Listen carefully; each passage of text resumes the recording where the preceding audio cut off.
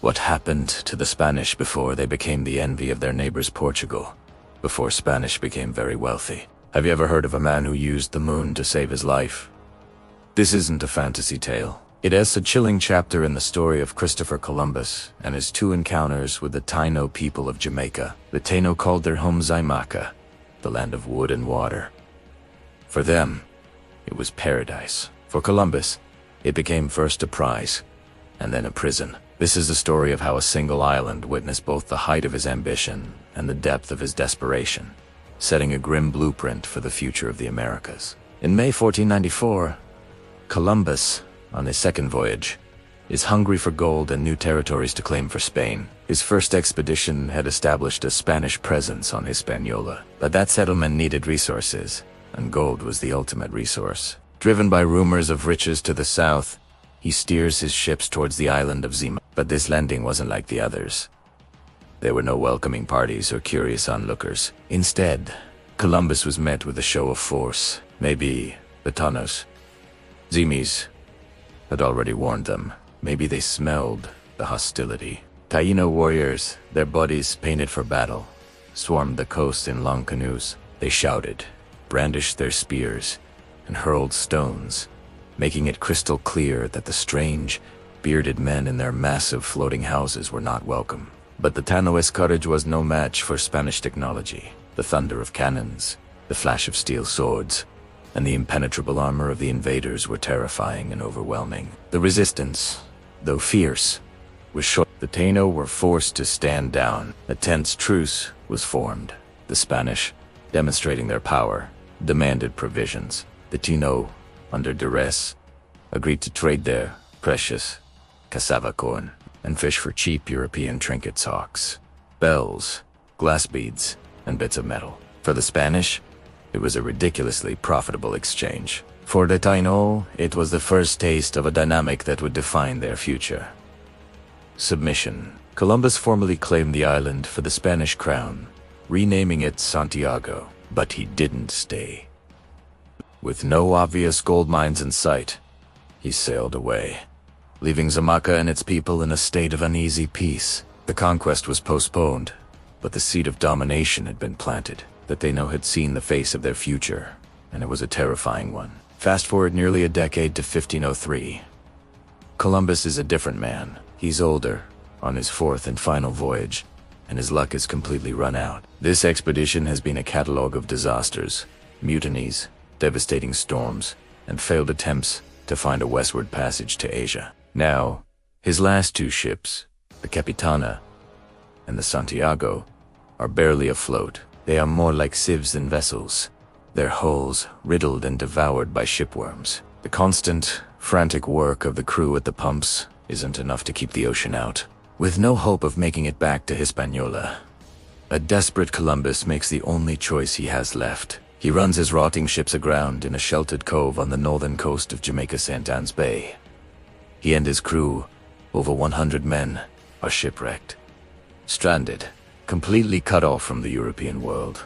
They are now at the mercy of the very people they had tried to dominate years earlier. The first 6 months were a strange and fragile paradox. The once mighty conquerors were now beggars. Their survival depended entirely on the goodwill of the Taíno local chiefs, perhaps out of pity, perhaps out of a desire for trade, or perhaps simply to keep the disruptive strangers contained. Agreed to help. Every day, Taíno canoes would paddle out to the beached Spanish ships, bringing with them life-sustaining supplies, loaves of cassava, bread, maize, and fresh fish. In return, the Spanish handed over the last of their trinkets. For half a year, this delicate balance held. The Spanish lived, and the Taíno provided, creating a temporary, tense coexistence. The shipwrecked Europeans were, for the first time, truly dependent on the indigenous people they had once looked down upon. But this fragile peace was built on a foundation of dwindling supplies and rising desperation, and it was about to shatter. As the months dragged on, with no sign of rescue, the discipline among the Spanish crew crumbled. Hope turned to despair, and despair turned to anger. The trinkets they used for trade ran out. The Taíno, seeing their own food stores deplete, became less willing to part with their provisions for nothing. It was then that the Spanish crew showed its true colors. A full-blown mutiny erupted. Half of Columbus's men, led by the Porras brothers, renounced his authority. They accused him of stranding them deliberately. Leaving the beached ships, the mutineers rampaged across the island. They became a plague upon the land, raiding Taíno villages, stealing food, and brutalizing the local population. The peaceful trade relationship collapsed into violence and chaos. In response, the Taíno chiefs made a logical decision. They cut off all food supplies to the Spanish, every last one of them.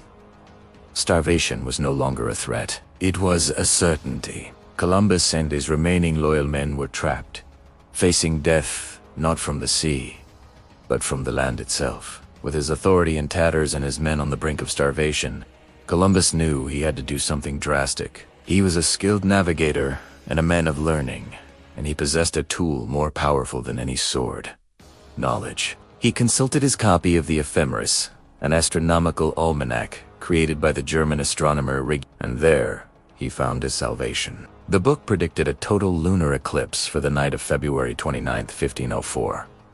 This was his chance. He devised a plan that was both brilliant and utterly terrifying. He summoned the Taíno chiefs to his shipwrecked vessel.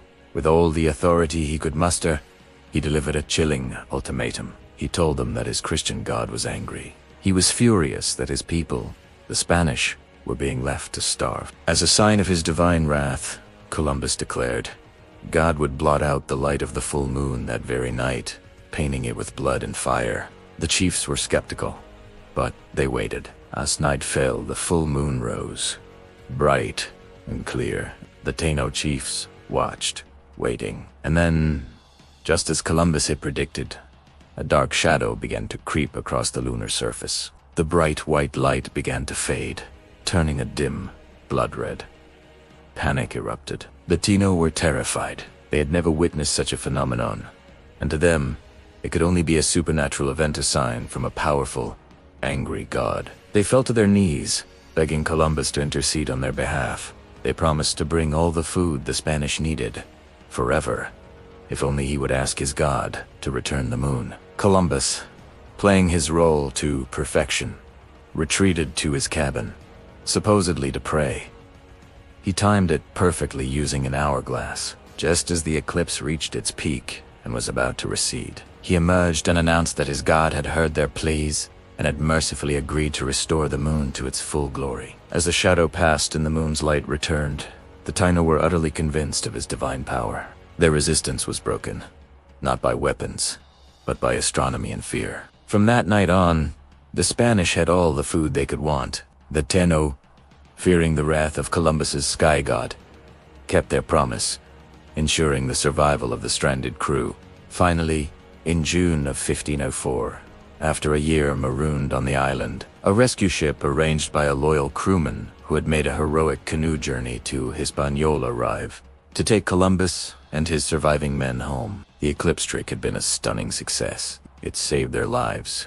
But this act of manipulation cemented a brutal legacy. It demonstrated that even when outnumbered and at their weakest, the Europeans could use knowledge and psychological warfare to dominate and exploit. This entire year-long ordeal, from dependence to mutiny to celestial trickery, was a microcosm of the colonial story. It was a prelude to the horrors that would follow when the Spanish returned to Jamaica in force, leading to the enslavement and eventual decimation of the Taíno people. The land of wood and water would soon be soaked in tears and blood. If you found this story compelling, please hit that like button.